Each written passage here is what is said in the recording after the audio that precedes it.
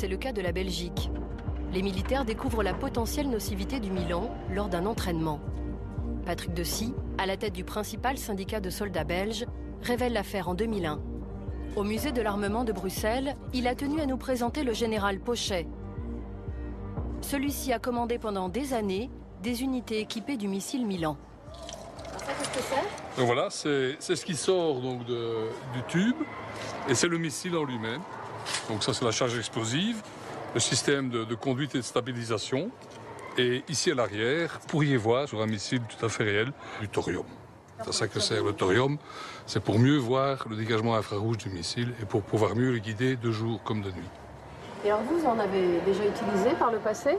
Ah ben oui, on en a tiré des, je vais pas dire des milliers à l'armée belge, puisqu'il est arrivé dans les années 80 et on l'a utilisé jusqu'à tout récemment. Donc pendant des années, ça a été utilisé, tout ce qui était entraînement des gens sur les pas de tir, et c'est là d'ailleurs que le problème thorium est apparu.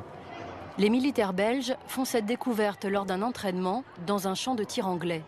Les Britanniques les alertent sur ce thorium, dispersé au moment du tir du missile Milan.